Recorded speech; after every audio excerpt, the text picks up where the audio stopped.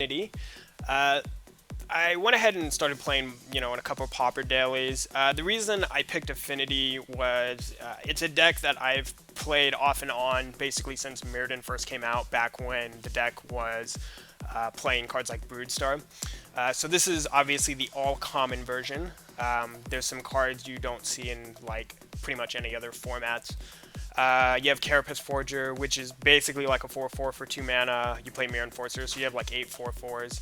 Frogmites, Disciples, and Atogs kind of work as like a combo kill. So if you have an Atog and a Disciple that vault out and you attack, you can, if you actually connect with your Atog, you can turn every artifact you have into like a Lightning Bolt, a pseudo Lightning Bolt kind of. The deck is 4 colors, as you can tell. There's black cards, green cards, blue cards, red cards. So you play a full set of Springleaf Drums, a full set of Chromatic Stars, and 3 Chromatic Spheres to make sure you can cast your spells. The one problem I've found with the deck, in general, is that when you lose, sometimes you do lose to your mana base, like being unable to cast, your spells. The other thing too is you'll have opening hands where you're like, okay, I have 2 lands. A bunch of spells that if they were the appropriate colored lands, I could cast them, but I have to mulligan the hand. So that does come up a decent amount. The original list I was playing didn't have Slumber Hover Guards or Rush of Knowledge. It was playing Clan Shaman, who's a 1/1 for 1 red, and you can sacrifice an artifact, and it does 1 damage to everything without flying. I didn't like that creature at all. I just didn't like, a lot of times you end up down cards anyways, because the Clan Shaman's getting a bit dying. To its effect. Your Disciple of Vaults died to Clan Shaman. So sometimes it was okay, but not super great. So I added 3 Somber Hover Guards and a Singleton Rush of Knowledge. The Hover Guards have been really good. I've really liked them a lot. They're just another really nice, cheap threat. And sometimes they will win you a game just because, they do have flying, so sometimes they don't get blocked. The one of Rush of Knowledge, sometimes you get a little flooded with the deck, and when you're flooded, it's nice to have a card that gets you out of it.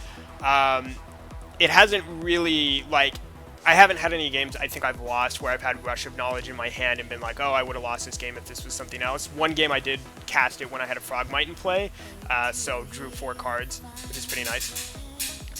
The sideboard is, it's not, I don't think, exactly where I want it to be, but I like kind of where it's going. So the Extra Somber Hover Guard is for decks kind of like mono black, basically any control decks where you just want an additional creature. I've also boarded it in versus like all the blue decks because, again, since it's a 3/2 flyer, it deals pretty well with like all their 1/1 flyers, or you can even just trade with a Delver if you're behind or if you're ahead. Sometimes they can struggle to deal with it. 2 Doomblades, just it's nice to have just a generic removal spell. I end up boarding it in versus pretty much any decks with creatures in it. The mirror match it's good in. It kills Atog, which is a really crucial card in the mirror match. It's good versus the Nivix, Cyclops, Kiln Fiend decks. You kill those cards and they actually end up struggling to win. The 2 Duresses are obviously for like control and combo decks. You can also board it in versus the mono blue decks that play like Delvers and Brainstorms and counterspells, since they have a decent amount of non-creatures. Being able to nab like a crucial counterspell at the right time can be decent. Ancient Grudge, basically for the mirror match, also has some weird corner cases. Like if a lot of the mono blue decks are playing, 3 to 4 Spire Golems, so I don't mind bringing like 1 in, just so that way, if you draw it, you can be like, kill their 1 Spire Golem and then threaten to kill their 2nd Spire Golem.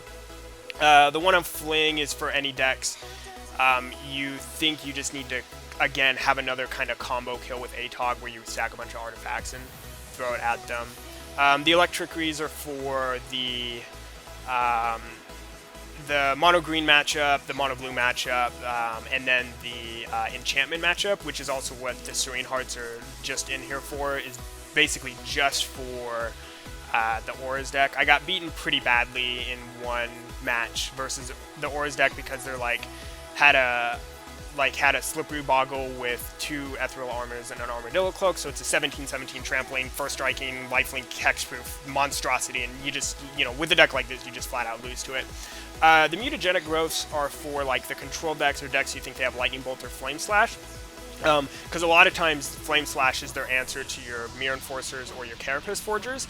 So when they try and Flame Slash it, having basically a 0 mana counterspell for a card like that's pretty sweet. So I think the sideboard could use a little bit of work. Not 100% sure what cards I would want. I kind of want like one more, like an Edict kind of effect, like just Diabolic Edict. But overall, been doing better with the deck. I'm liking the blue version a lot better. So if you're looking to pick up a deck, it's really cheap to build on Moto too. I think I picked it all up for under 20 tickets. So pretty fun. So that's the deck, and I will be battling